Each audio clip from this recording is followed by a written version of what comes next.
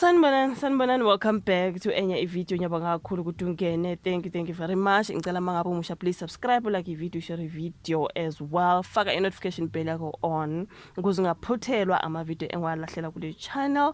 Awufuni ukuphuthela izindaba engiziphethe namhlanje, udouble trendayo kumanje kuthiwa uJubJub usephinde waboshwa.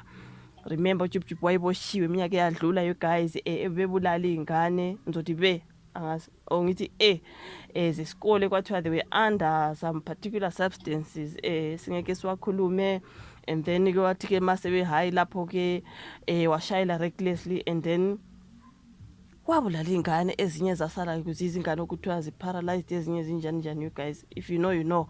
Waboshwa uJubJub waspenda iminyaka ejele. Manje usephinde waboshwa uJubJub kuthiwa ke uye wadubula umshayeli we-Uber.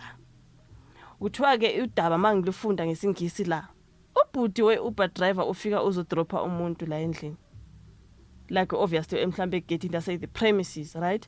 Adrop umuntu, ma drop umuntu wesifazane, uJubJub aphume ke azo confronta u-Uber driver. Kuthiwa ke uye wasuspecta ukuthi udriver lona ujola nomuntu wakhe, shoot this woman was his girlfriend. Kuthiwa he suspected ukuthi the driver has a relationship with his girlfriend. And then uJubJub waphuma nesibhamu, kwaba ne-altercation, kwaba nokudonsana. uJubJub wathatha isibhamu wadubula emoyeni. Ithi ngifunde from Puleli Shwiti Jones, i-account, it's a verified account. This is 4 hours ago.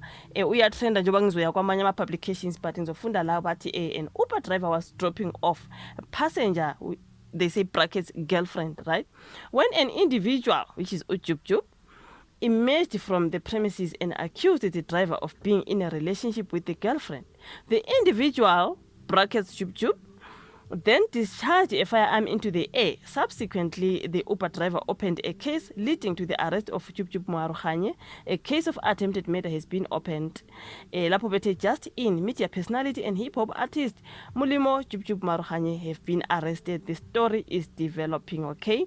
Lona daba nje bafe uyatrenda kumanje ka ENCA bathi Mulimo JubJub Moarokhanye has been arrested. He faces charges for kidnapping, defeating the ends of justice, and discharging a firearm in public.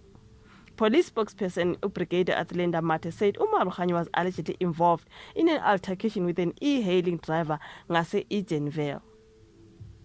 And then omunye athena ke JubJub has been arrested for allegedly kidnapping and possession of illegal firearm. Lona daba omunye nangithi MK member uJubJub bafake nesithombe lesenobaba uZuma arrested for kidnapping and discharging the firearm in public. So ilona daba luyatrenda guys. The story is the same. Kuthiwa ke uboshele ke kuthiwa mathathu amacala i-kidnapping. Angazi ukuthi makuthiwa kidnapping bemkidnappile kuthe kuhambe kanjani. Kuba nele defeating the ends of justice, bese kuba nalele loku discharging the firearm in public ngoba kuthe uye wadubula, abanye bathi uye wadubula phezulu ngenkathi ke lapho yena no Uber driver benokungaboni ngasolinye whatever happened. This is after an altercation with an Uber driver ngase Edenvale, east of Johannesburg, where he produced a gun and discharged it. He's facing 3 charges and he will be appearing in court tomorrow. Can you imagine uJubJub emva kokuboshwa eminyaka mfethu? What? Ubuyele uzibuyisele ejele nje, like ubedina okungakanani mangabe like intombi yakhe ibingazihambe ejola no Uber driver. Like really? Angazi bafethu. Rapper and television presenter Mulimo JubJub Moarokhanye been arrested following the particular alleged altercation with an e-hailing driver. He is accused of forcing the driver back into the vehicle after a female passenger's drop off. So he faces 3 charges of kidnapping, defeating the ends of justice, and unlawful discharging of firearm in public.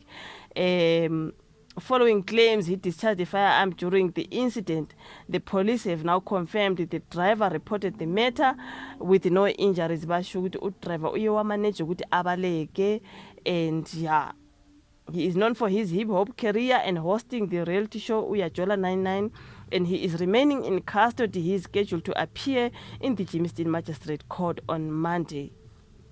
ingxoxo nje lana ka-X ingo-Jub bafethu uyatrenda kubona naka-YouTube abantu sebeyaposta nje guys he is going back to jail dude still on parole sorry Jub we loved the content but your behavior is unacceptable ngibona kunabantu abaningi abathi kusho ukuthi Amanda Dupo nabo bathi banomaphaseka lekala is it maphaseka Ndlovu what is the name of the lady nabo Kelly Khumalo bonke abantu uJub is very rough and all abantu bethu kushuthi babeqinisile I cannot believe ukuthi manje sengizoqala ukuvumela nalabo mama ngoba uyambona uJub ukuthi vele rough ngabantu enkundleni zokuxhumana bethi mangabe unje uJub kusho ukuthi ke laba bam accuse ngokuthi ubebashaya remember uKelly Khumalo no Amanda Dupo umaphaseka lo obeka ENC was she on ENCA or Newsroom Africa umaphaseka Ndlovu I think now she's married with a different surname but baphumela ngaphandle bathi uJub yavele yeah he was beating us and kuma relationship lapho mabengene nayo ku relationship bathi rough uyashayana abantu sebethi we start to agree with these women because what do you mean okay manje ube nesikhwele sokuthi Uber driver ubone intombi yakhe nangu ke esexabana no Uber driver eseze dubula nokudubula ngeke kuningi ngoJub bafethu angazi nami the story is developing mangabe kukhona okunye sokukhulunyiwe I guess ngizona update because wow Jub mfethu you cannot go back to prison ukhona I thought Jub is smart kanti his girlfriend has extramarital affairs but he thinks he can solve other families affairs as his show at Moja Love must be canned it is a scam did you guys think ukuthi ngoba a presenter uyajola 99 yena ngeke bamjolele it doesn't work like that you guys Jub bafethu like I am shocked